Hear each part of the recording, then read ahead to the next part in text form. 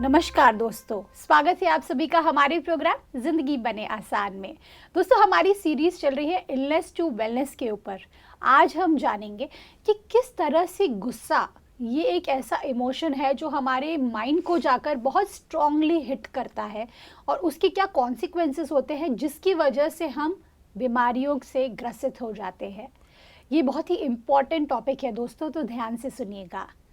आइए हम बात करते हैं करमजीत सिस्टर जी से इसके बारे में। Om Shanti sister, welcome to our show. Om Shanti. Sister, जब हम बात करते हैं बीमारी की, बीमारी एक तरीके का रिजल्ट है। जैसे Yes. एग्ज़ाम हम देते हैं, एग्ज़ाम के अंदर हम या तो पास होते हैं या तो फेल होते हैं। वो दोनों ही वे में वो रिजल्ट कहलाता है। उसी तरीके से कई बार बीमारी जब आती है हमारे अंदर तो हम फेल हो जाते हैं। क्यों? क्योंकि हमने कई ऐसी चीज़ें पेपर में लिखी है जो हमारे लिए हानिकारक है और Yes. वो स्क्रिप्ट हम खुद ही लिखते हैं। हम्म, उस स्क्रिप्ट में सबसे बड़ा वन ऑफ द इमोशंस जो बहुत स्ट्रॉन्ग इमोशन है जो माइंड में क्रिएट होता है वो है एंगर। जो लोग बहुत ज़्यादा गुस्सा होते हैं उन लोगों को मैंने देखा है, उनकी लाइफ में बहुत सारी बीमारियां भी आती हैं। ग्रेजुअली आती है कुछ लोगों को सडनली भी आ जाती हैं। ऐसे में आपका क्या कहना है, एंगर क्या रोल प्ले करता है माइंड के लिए? इससे भी पहले ये क्वेश्चन उठता है, जी एंगर आता क्यों है? हाँ, ये बहुत ज़रूरी है। True, why anger? बिल्कुल। यस, हम कहते हैं ये पर्सन बहुत गुस्से वाला है।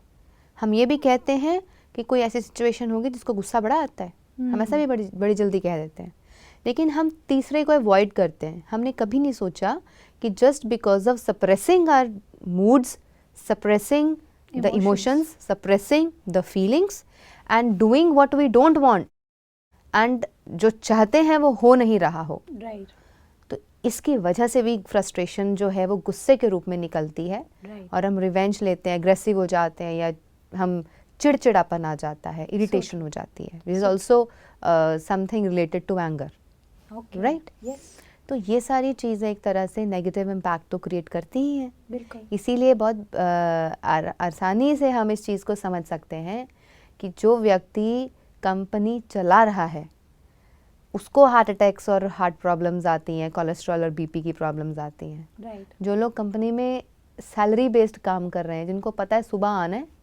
चाबी रख देनी है, सारा दिन अपना काम करना है, चाबी उठानी है, चले जाना है, राइट, महीने के एंड में सैलरी मिल जानी है, राइट, कोई टेंशन नहीं, कोई स्ट्रेस नहीं, तो उन्हें इतनी हेल्थ इश्यूज़ नहीं आते जितने उस व्यक्ति को हेल्थ इश्यूज़ आते हैं who is controlling them right, and who is continuously into a stress, into something which is making him or her panic, Right. into stressful condition, stressful situation. तो this is always opposite, right, कि जो व्यक्ति दूसरों पर चिल्लाता है उसकी health ज़्यादा ख़राब होती है। जिन पर वो चिल्लाता है वो तो उसके आदी हो जाते हैं। राइट। वो क्या कहते हैं, अरे इसकी तो आदत है चिल्लाना, छोड़ो हाँ। परे, सुनो, एक कान से सुनो, इस सिर से निकाल दो, चलो। Exactly, Right. So true, so true. So, this is how our mind is getting affected due to anger, due to जी। frustrations, due to panic situations. तो इसलिए हमें इसके लिए भी बहुत ज़रूरी है कि जिन लोगों का पित्त एग्रवेटेड रहता है, जी, जिन लोगों के अंदर एंगर बहुत ज़्यादा होता है, आप देखेंगे कि उनको एसिडिटी होती है। Right, I have noticed that. Yes. हाँ, ये बिल्कुल। उनका पित्त बढ़ता है, जी। एसिडिटी होती है, फिर उनको उसी से रिलेटेड प्रॉब्लम्स और डिजीजेस बॉडी में होने शुरू हो जाते हैं, जी। बॉडी हीट, उनको हाइपरटेंशन, हाई बीपी होने लगता है। Right. तो ये चीज़ें सारे उसी के साइड इफ़ेक्ट्स निकल के आते हैं बॉडी में। जी, तो ऐसा व्यक्ति अगर हर रोज़ बैठ करके चंद्र प्राणायाम करे, चंद्र भेदना करे, अच्छा, चंद्र नाड़ी को एक्टिवेट करे और शांत रहने के लिए प्राणायाम को कंटिन्यू हर दिन करने लगे, आधा घंटा, 15 मिनट, जितनी देर भी आप कर सकते हैं। जी, बैलेंसिंग प्राणायाम करे, अनुलोम विलोम करे, नाड़ी शोधन करे, जिससे 72,000 नाड़ियों का शुद्धिकरण होता है। Right. नाड़ी शोधन करना, अनुलोम विलोम करना और चंद्र भेदना, चंद्र नाड़ी को एक्टिवेट करना, अगर ये चीज़ें वो करने लगे, साथ में थोड़ी देर मेडिटेशन भी करे, तो वो व्यक्ति धीरे धीरे धीरे धीरे बैलेंस होकर के शांत हो जाएगा। बिल्कुल सिस्टर। सिस्टर, जब हम बात करते हैं एंगर की, ये दो रूप में बाहर आता है। कुछ लोग चिल्ला देते हैं, गुस्सा कर लेते हैं, कुछ लोग बिना बात करे शांत हो जाते हैं। शांत मतलब वो साइलेंट हो जाते हैं, वो बिल्कुल वो बात, इंटरनल वॉल्केनिक इरप्शंस होती वो हैं। अंदर से पूरा वोल्केनो चल रहा होता है कि Yes. कब ये फटेगा पता नहीं, हाँ। और वो बिल्कुल नम हो जाता है। और कई बार ये इतना क्रॉनिक हो जाता है कि वो एक्सप्रेस करना ही भूल जाते हैं कि उनके अंदर में एंगर है। This is leading to a disease also. Okay. और ऐसे सिचुएशंस पर again I was about to tell this कि कई सिचुएशंस पे एंगर का बाहर निकलना भी ज़रूरी है। जी। अगर किसी व्यक्ति के अंदर कोई फ्रस्ट्रेशन है, कोई एंगर है, अगर वो उसको पी जाएगा तो वो अंदर जाके बीमारी का रूप लेगा। राइट। अगर वो उसको निकाल देगा, चिल्ला देगा, निकल जाने दो, तो वो फिर आपके अंदर एटलीस्ट बीमारी का रूप नहीं लेगा, बिल्कुल। या फिर उसकी इंटेंसिटी कम हो जाएगी, बिल्कुल। क्योंकि निकाल दिया ना। राइट। अपने इमोशन को आपने दबाया नहीं, आपने निकाल दिया।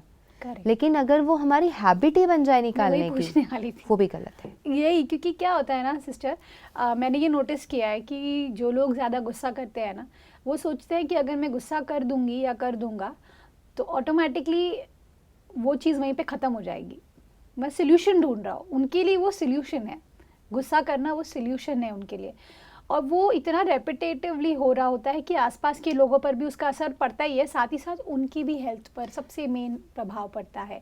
तो क्या एंगर एक सोल्यूशन है, ये मैं जानना चाहती हूँ। Anger can not be the solution. Anger को निकाल देना is a temporary solution to omit और exit the toxic waste. Okay. Toxicity जो अंदर आ गई, जी। वो उस टाइम अगर निकालोगे नहीं तो या तो आप फ्रस्ट्रेट होके कुछ और करोगे, राइट। या अपना नुकसान करोगे, या True. किसी दूसरे का नुकसान कर दोगे। तो उससे अच्छा है कि आप उसे निकाल दो। लेकिन अगर आपको लगे, हम किसी को भी लगे कि ये तो डेली बेसिस पे हो रहा है, या इसको हमने अपना हथियार बना लिया है, that is wrong, because excess of everything is bad. बिल्कुल। और अगर इस आदत को हम अपने उसमें ले आएंगी, चलो जी गुस्सा तो आना ही है, निकाल करके छुट्टी, और मुझे लगे कि मैं रिलैक्स्ड हूँ, पर ऐसा भी नहीं है। आफ्टर सम लिमिट वो हमें भी हार्म पहुंचा रहा है, और सामने वाले व्यक्ति को जब हम उससे हर्ट कर रहे हैं, उसको दुख दे रहे हैं, और दुखदायक हमारा नेचर हो रहा है, दैट इज अगेन हमारे कार्मिक अकाउंट्स वहाँ पर भी तो भारी होते जा रहे हैं ना। बिल्कुल बिल्कुल। So both ways we have to be very cautious. इसलिए अपने दिनचर्या को ही ऐसा बनाएं कि हम धीरे धीरे धीरे धीरे शांतमय होते चले जाएं। Right. A life of a yogi, a yogic lifestyle और a meditative lifestyle, आप कभी भी बहुत हलचल में नहीं होते। धीरे धीरे आप शांतमय होते चले जाते हैं। बिकॉज व्हाट हैपन्स, जब हम सुबह उठ करके फटाफट हम बहुत एक्टिवली, बहुत फास्ट हम खाना प्रिपेयर कर रहे हैं, ऑफिस जाने की तैयारी कर रहे हैं, ये करना है, वो करना है, ऐसा करना है, वैसा करना है, हम बड़ा फास्ट कर रहे हैं सारा कुछ। इट मीन्स हमारा पित्त एग्रीवेटेड है, हमारी सूर्य नाड़ी एक्टिवेटेड है। हम अपने सूर्य को ज़्यादा एक्टिवेट कर रहे हैं, हम उसको एग्रवेट कर रहे हैं, वो एग्रवेट हो रहा है, वो बढ़ रहा है। तो इसका मतलब चंद्र प्राणायाम करना ज़रूरी है, अपने आप को शांत करना ज़रूरी है। हमें ऑफिस भी जल्दी जाना है, हमें ड्राइव भी जल्दी करना है, हमें खाना भी जल्दी जल्दी खाना है, बनाना भी जल्दी जल्दी है, फिर काम भी फटाफट करने हैं, फिर सोचते हैं घर भी जल्दी जल्दी पहुंच जाएं, सब कुछ फास्ट करना है। सो मीन्स माय पित्त जो है एक्टिवेटेड है, सूर्य नाड़ी एक्टिवेटेड है, हमारा सूर्य उत्तेजित है। तो क्या करना है? शांत करना है। तो शांत करने के लिए क्या करेंगे? टहलने जाएंगे, गार्डन में बैठेंगे, म्यूज़िक सुनेंगे, मेडिटेशन करेंगे, थोड़ा टाइम नेचर के साथ स्पेंड करेंगे, चंद्रमा की रोशनी में वॉक करेंगे, और चंद्र भेदना प्राणायाम करेंगे, चंद्र नाड़ी को एक्टिवेट करेंगे। तो धीरे धीरे धीरे मेडिटेशन करेंगे। ऐसे करते करते आप शांत हो जाएंगे। तो there will be again balance. This balance is very necessary in life, in every aspect of life. बिल्कुल सिस्टर, एक और बात जो मैंने नोटिस किया है, जब हम गुस्सा होते हैं ना, तो हमें काफ़ी सारे बॉडी पार्ट्स में वो फील होता है। हाँ।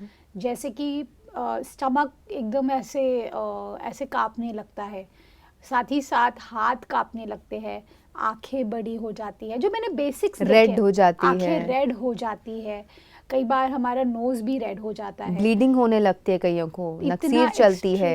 Yes, this is extremes of anger. तो सिस्टर, ये एक तरीके के हम खुद के जेल में नहीं बंद है, क्योंकि अगर हम इस बात को समझे कि हम खुद को ही कैद कर रहे हैं खुद के ही जेल में, जब हम गुस्सा करते हैं, ये मैं क्यों बोल रही हूँ, क्योंकि मैंने खुद अपने ऊपर भी नोटिस किया है। पहले मुझे बहुत गुस्सा आता था और मुझे ऐसा लगता था कि कुछ भी मेरे हिसाब से नहीं हो रहा, जबकि मैं उसको जनरलाइज कर देती थी। अगर एक भी चीज़ मेरे हिसाब से नहीं होती थी ना, तो मुझे लगता था कुछ भी मेरे हिसाब से नहीं हो रहा है, और उसकी वजह से मैं बहुत सफ़र करती थी, बहुत ज़्यादा सफ़र। मेरे पैर कांपने लगते थे कई बार इतना गुस्सा आता था। तो वो हर एक की जर्नी अलग अलग होती है, किसी को किधर फील होता है, किसी को किधर फील होता है। लेकिन मैं ये जानना चाहती हूँ सिस्टर कि एंगर, अगर हम इसको समझे कि एंगर से बाहर निकल कर के दुनिया कैसी हो सकती है, जो मैं आजकल फील कर रही हूँ, कई बार मुझे भी आता है अभी भी, लेकिन बहुत कम हो गया है इंटेंसिटी। तो ऐसे में सिस्टर मुझे आपसे पूछना था कि होम्योपैथी या फिर आयुर्वेदा, इसमें कोई ऐसे इलाज है या कोई मेडिसिन है या ऐसा कोई हर्ब है जो आप सजेस्ट करें जो हमें हेल्प करे एंगर से बाहर निकलने में? Yes, of course, according to the doshas of the body. क्योंकि आयुर्वेद कहता है कि जब तीनों दोष हमारे सम होते हैं तो हम हर तरह से fit and fine and healthy हैं। हेल्दी का मतलब यहाँ मन भी है साथ में, it's not only the physical body, because जिसका पित्त ज़्यादा एग्रवेट होगा जी, उसको भी गुस्सा ज़्यादा आता है। भले वो बंदा पी ले, दिखाए ना, वो अलग चीज़ है, लेकिन वो चुप रह जाए, अंदर ही घुट ले उसको, है ना, बाहर ना शो करे। वो सबकी अलग अलग कैरेक्टर्स होते हैं जी। अब रोना भी किसी किसी को आता है ना, आदतें होती हैं लोगों की, रोके जानबूझ के ज़्यादा रोके दिखाना किसी की आदत होती है बाथरूम में बंद होके अकेले में रोना, राइट। किसी की आदत होती है अपने बेडरूम में जा कर के रोना, किसी की आदत होती है पूरे परिवार के आगे जार जार रो के अच्छे से ऊपर चिल्लू के रोना, right. तो वो हर एक के कैरेक्टर पे डिपेंड करता है कि उसका कैरेक्टर कौन सी चीज़ों को डिसाइड करके मन से कर रहा है, राइट। लेकिन जब हम एंगर की बात करते हैं तो इसमें भी हमारे कैरेक्टर्स डिसाइड करते हैं कि हम कैसा रिएक्शन दे रहे हैं, राइट। एंड ब्यूटीफुली जब से मैंने होम्योपैथी को स्टडी करना शुरू किया या उसको समझना शुरू किया, तो फिर समझ में आया कि homeopathy is something which works on the cell of the body. Oh, okay. Cell means I, the person as a whole, I am made of cells and viruses, right? मेरे शरीर के अंदर सब जगह सेल ही है जी। सेल के अंदर nucleus है, उसके अंदर न्यूक्लियोलस है, उसी के अंदर जीन्स होते हैं, उसका एक RNA और DNA होता है, right. वहाँ जा कर के जो काम करती है दैट इज़ होम्योपैथी। सो यहाँ बात हो रही है जब आत्मा की, मन की, तो यहाँ होम्योपैथी को मैं जोड़ना चाहूँगी। Homeopathy is something which has no relation to your physical symptoms of the body. Okay. Homeopathy directly हमारे कैरेक्टर को समझती है। एक अच्छा होम्योपैथ जो कंप्लीटली हर मेडिसिन को बहुत अच्छे से समझता है कि कौन सी मेडिसिन के कौन से कैरेक्टर्स हैं, उसके आगे जब एक ह्यूमन बीइंग आता है, वो ह्यूमन बीइंग की स्टडी करता है। Okay. फिर उस ह्यूमन बीइंग को समझकर, परख कर, उसके स्वभाव की अंडरस्टैंडिंग के साथ कि उसका स्वभाव कैसा है, वो व्यक्ति की फिजिकल स्ट्रक्चर कैसा है और उस व्यक्ति का इंटरनल सोच कैसी है जी। आत्मा की परख करके, उस आत्मा को समझ करके इतनी सारी होम्योपैथी के जो मेडिसिन हैं उनमें से एक मेडिसिन निकाल के बाहर लानी होती है। okay. उस पर्सन को जो रिजेंबल करती है, okay. जो उसी को मतलब हील करे, उसी पर्सन को रिजेंबल करती है, उसी पर्सन को सिंबलाइज करती है। बिल्कुल। वही मेडिसिन जब उसको दी जाती है तो धीरे धीरे वो ना केवल उसकी बॉडी को ठीक करेगी, वो उसके मन को भी ठीक करेगी, उसके स्वभाव को भी ठीक करेगी और उसके चेहरे में भी अच्छे सुधार आएंगे, उसका स्वभाव और अच्छा होता चला जाएगा और धीरे धीरे उसकी जो बॉडी है उसके अंदर से सारे दोष ख़त्म होते चले जाएंगे और सारे विकार, सारे जितने भी टॉक्सिक वेस्ट हैं या बीमारियां हैं वो वन बाय वन ख़त्म होती हैं। But this takes some time and one has to keep patience, right. So this is one of the solution for those who are not able to work on their mind and body by themselves जी। बहुत, क्योंकि यहाँ पर भी characters पे depend करता है। एक व्यक्ति कहता है कि मैं खुद इतना कैपेबल हूँ कि मैं योग से, प्राणायाम से, मेडिटेशन से, साधना से ईश्वर को या ईश्वर के साथ डिवाइन कनेक्शन जोड़ के मैं खुद को ठीक कर लूँगा। अहो सौभाग्य, करिए, वेरी गुड, इससे तो ऊपर कुछ है ही नहीं। सच में ये तो अल्टीमेट है। लेकिन जो ये नहीं कर सकता वो फिर real Ayurveda, real homeopathy, real naturopathy की मदद ले, मदद लेकर के, योग प्राणायाम की मदद लेकर के अपने आप को ठीक किया जा सकता है। ऐसा कुछ भी नहीं है जिसे ठीक नहीं किया जा सकता।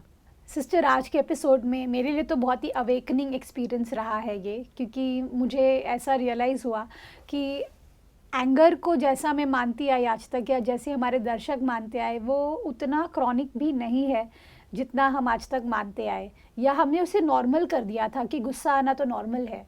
लेकिन आपने आज रियलाइज़ कराया हमें कि उससे हमें बहुत तकलीफ़ होती है और हमें उससे बाहर निकलने की ज़रूरत है।